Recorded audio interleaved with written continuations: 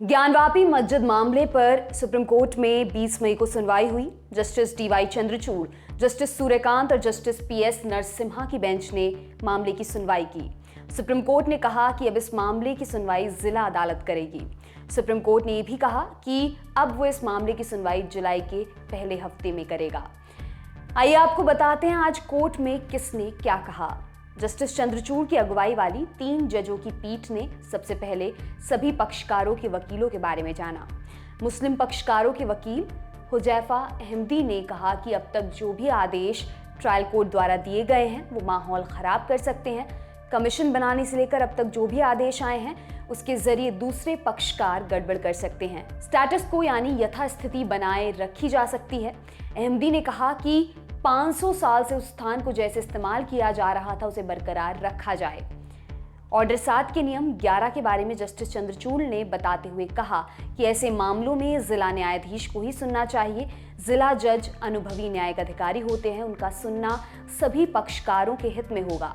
Justice Chandrachud ने कहा कि हम उनको निर्देश नहीं दे सकते कि कैसे सुनवाई करनी है, उनको अपने हिसाब से काम करने दिया जाए। जस्टिस डीवाई चंद्रचूड़ ने कहा कि इस वक्त हम क्या कर सकते हैं, इस विषय में 3 सुझाव हैं।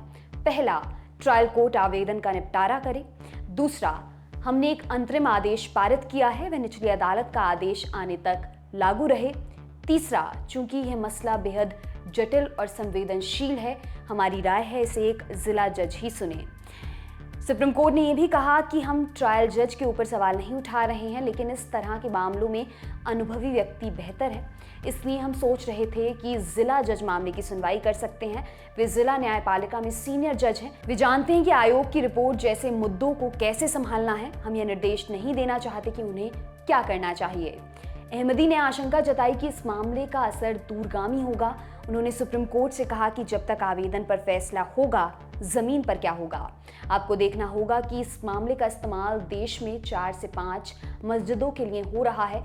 इससे सार्वजनिक शांति भंग हो सकती है। सुप्रीम कोर्ट ने मुस्लिम पक्ष के वकील से कहा कि आपके तर्क में वजन देखते हुए हम ट्रायल कोर्ट को इजाजत नहीं दे रहे। अगर आपके पास जमीन पर शांति बनाए रखने के लिए आदेश में किसी बदलाव का सुझाव है तो दीजिए। इस पर अहमदी ने कहा कि हाई कोर्ट ने गलती करते हुए आयोग के सर्वे करने को सही ठहराया है। कृपया 1991 का एक्ट देखिए। जस्टिस चंद्रचूड़ ने कहा कि एक और रास्ता है। आपने आयुक्त की नियुक्ति के आदेश को चुनौती दी है।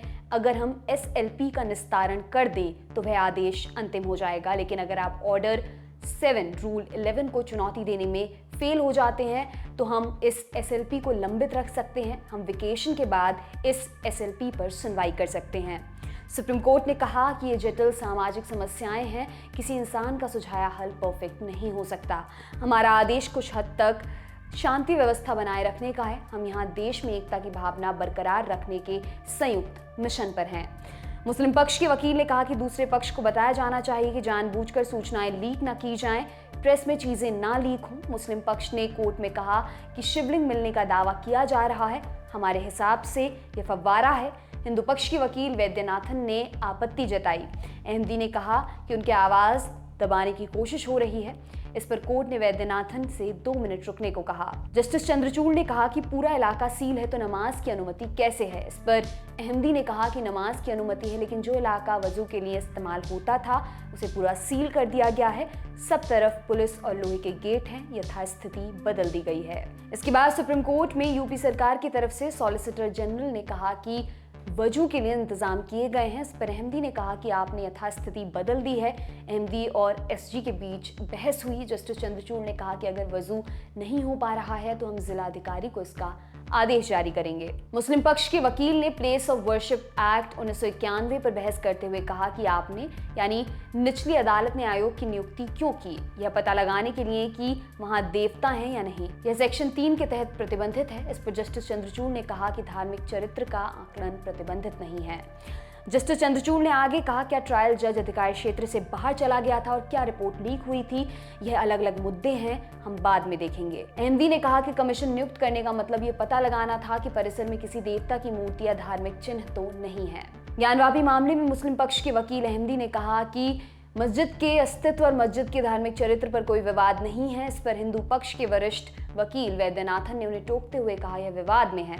इस पर अहमदी ने अपनी बात दोहराते हुए कहा कि यह विवाद में नहीं है, मस्जिद 500 साल से है। POW अधिनियम कहता है कि स्वतंत्रता के समय जो धार्मिक स्थल जिस स्थिति में था वैसे ही रहेगा। अगर इसमें कोई बदलाव करता है तो नियम का उल्लंघन होगा। देश में कई ऐसी जगहें हैं जहां कई धर्मों के प्रतीक मौजूद हैं। पहले मंदिर था, फिर मस्जिद, फिर दूसरा मंदिर या बौद्ध मंदिर। विवाद को रोकने के लिए POW अधिनियम बनाया गया था। इस बहस के बाद अदालत में इस बात पर चर्चा हुई कि अब bench justice N Nageswara Rao के फेवर के लिए अभी उठें और बाद में फिर बैठें। सॉलिसिटर जनरल ने कहा कि अंतरिम आदेश में सब कुछ बैलेंस है। इस पर मुस्लिम पक्ष के वकील अहमदी ने कहा कि अगर वेकेशंस के बाद सुनवाई करें तो तालाब के इस्तेमाल की इजाजत दीजिए। अहमदी ने आगे कहा कि नल के पानी के इस्तेमाल की भी इजाजत मिले। इस पर सॉलिसिटर जनरल ने कहा कि कमीशन की रिपोर्ट पेश की जानी चाहिए। सॉलिसिटर जनरल ने कहा कि अगर तालाब के पानी के इस्तेमाल की इजाजत दी गई तो कानून व्यवस्था की स्थिति बिगड़ सकती है। इसके बाद सुप्रीम कोर्ट ने मामले को वाराणसी के जिला जज की अदालत में ट्रांसफर करने का आदेश दिया। साथ ही कोर्ट ने कहा कि उसका अंतरिम आदेश 8 हफ्ते तक लागू रहेगा। इससे पहले गुरुवार 19 मई को सुप्रीम कोर्ट ने ज्ञानवापी मस्जिद मामले की सुनवाई की थी, लेकिन कोर्ट ने इस मामले से जुड़े हिंदू पक्ष के वकील हरिशंकर जैन के अस्पताल में होने के कारण सुनवाई को एक दिन के लिए टाल दिया था। हालांकि गुरुवार को मुस्लिम पक्ष ने सुप्रीम कोर्ट में सुनवाई के दौरान कहा कि आज अगर सुनवाई रुकती है तो भी वाराणसी कोर्ट में सुनवाई होती रहेगी और वाराणसी कोर्ट कोई बड़ा फैसला भी सुना सकता है।